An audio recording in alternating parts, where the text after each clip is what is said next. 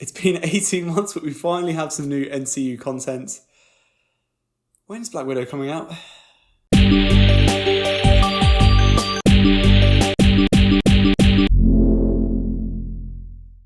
WandaVision is this 9-part TV series available on Disney+, which is based on the Marvel characters Scarlet Witch and the Vision, who we've all grown to love throughout the MCU so far. It seems to be a classic sitcom mixed in with mystery and unease of a bigger picture, with the first 2 episodes playing like an old school 60s black and white TV sitcom. I actually don't really want to dive into the spoilers of these episodes, but more I kind of wanted to create this video for people that weren't really sure what the show was going to be about, and if they couldn't really make their mind up on if they wanted to watch it or not. And after this premiere that we had this week, I wanted to spend a bit of time going into talking about the direction that I think the show's going to go in, or at least that I wanted to, but I still can't, even after 2 episodes. Well, more like 1.5 episodes actually.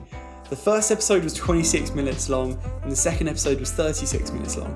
However, both episodes incorporated over 6 minutes of credits. For the first episode especially, that's over a fifth of the runtime. I've never really seen a TV show jack itself off so much.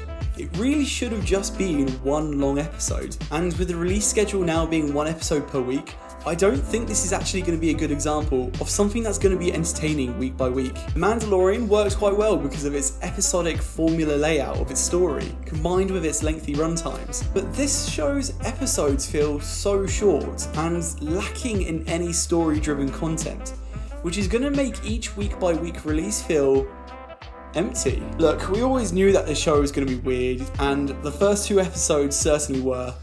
It's just that it has a lot of fluff. We don't really know what's going on, and I think this is going to be the case for at least half the runtime of the show, which is great if you're going to binge watch it, but when you're waiting week by week, I don't think it's a really entertaining way to enjoy this program. I've spoken to a few people that have had mixed emotions about the show, and even though the marketing was very clear that this wasn't going to be your typical Marvel walk in the park, I think I wanted to put my finger on why a lot of people didn't feel satisfied with this show's debut. And I think part of that comes down to 2 things: the order of the release and the gaps between the release. WandaVision was always supposed to be that weird, creepy child in the family, but it was never intended to kick off MCU's Phase 4. It's been over 18 months since we've had any sort of new MCU content, and it's been quite a slow year thanks to the pandemic. And I think, whether it's subconscious or not, everyone was excited for some superhero blockbuster action fun, and WandaVision isn't really going to scratch that itch. I think that was actually supposed to be the role of the Black Widow movie,